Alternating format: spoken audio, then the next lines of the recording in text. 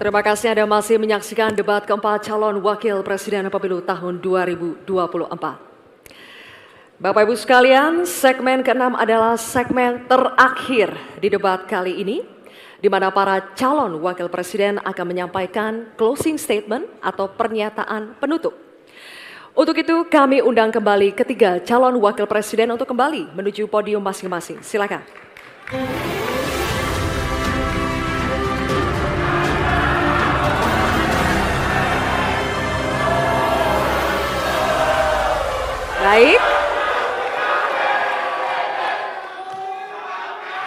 Baik, kita akan langsung memulai closing statement atau pernyataan penutup dari para calon wakil presiden.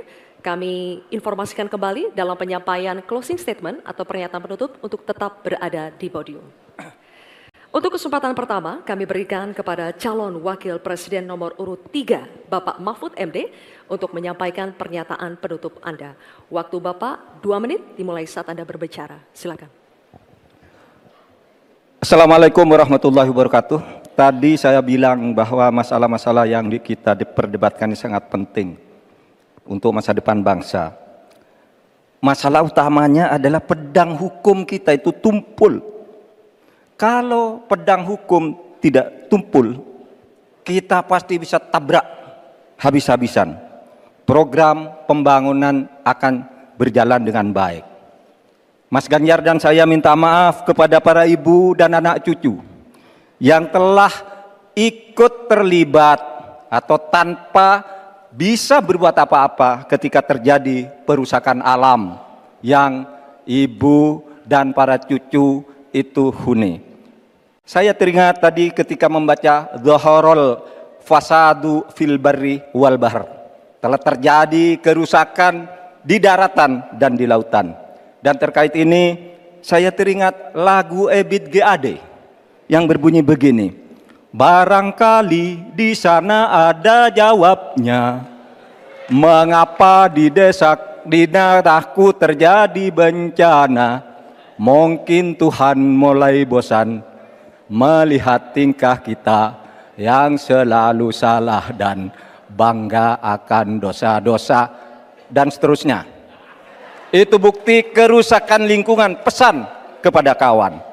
Saudara, kami berjanji bahwa kami akan kembalikan secara bertahap hak rakyat dan untuk ibu-ibu dan para anak cucu. Kita akan tagih dunia internasional untuk membayar hutang-hutang yang telah merusak pembangunan. Sebagai santri NU, saya ingin mengutip dalil Gus Dur, tasarruful imam ala ra'iyah manutun bil maslahah. Tugas pemerintah terhadap rakyatnya adalah kesejahteraannya. Selesai. Baik, terima kasih Bapak Mahfud MD. Baik, selanjutnya kami beri kesempatan bagi calon wakil presiden nomor urut 1, Bapak Muhaimin Iskandar, untuk menyampaikan pernyataan penutup. Pak Muhaimin, waktunya 2 menit dimulai saat Bapak berbicara. Silakan. Inti dari pembangunan berkelanjutan adalah tidak ada satupun yang ditinggalkan. Dari petani, peternak, nelayan, masyarakat adat, dan seluruh kelompok-kelompok rentan lainnya. Pembangunan berkelanjutan jangan diabaikan, malah ngurusi kekuasaan yang berkelanjutan. Oleh karena itu kita harus ingat bahwa Quran menyatakan Dhaharul Fasad fil Barri wal Bahr bima kasabat aydinas. Telah nyata kerusakan di darat dan di laut karena ulah tangan manusia.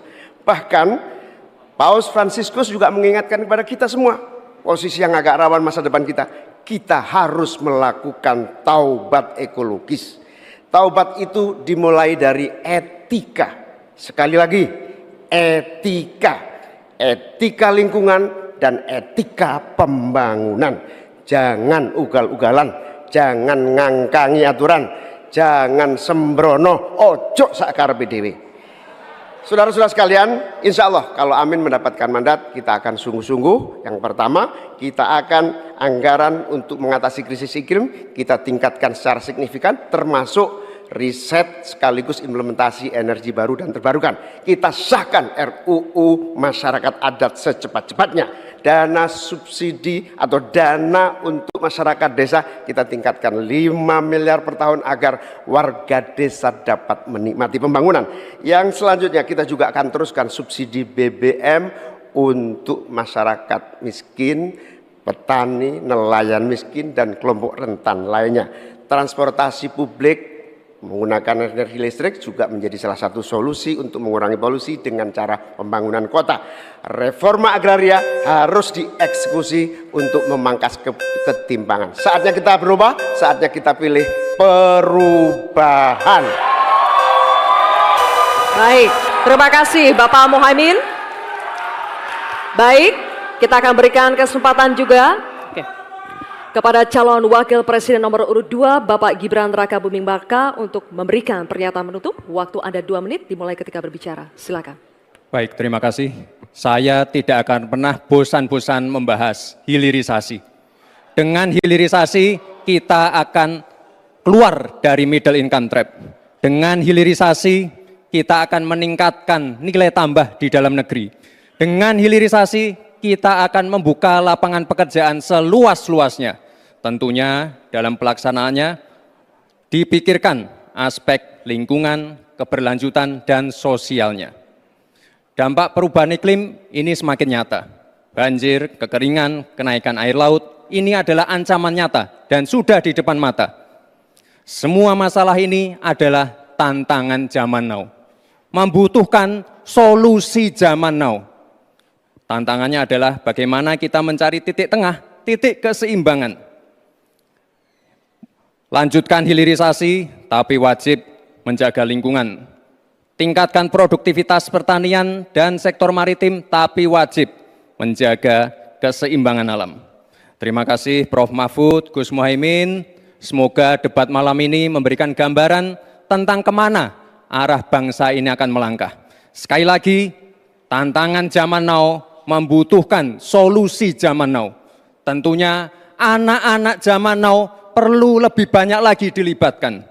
Terima kasih Pak Prabowo sebagai salah satu senior dan teladan yang paling banyak melibatkan anak-anak zaman now.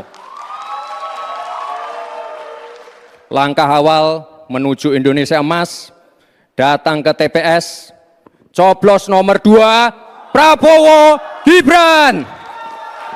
Terima kasih. Mas Gibran masih ada waktu? Waktunya masih ada. Cukup atau lanjut? Cukup. Mas Gibran. Baik. Terima kasih. Silakan hadirin, saatnya kita berikan apresiasi untuk ketiga calon wakil presiden yang sudah menyelesaikan seluruh rangkaian debat pada malam hari ini.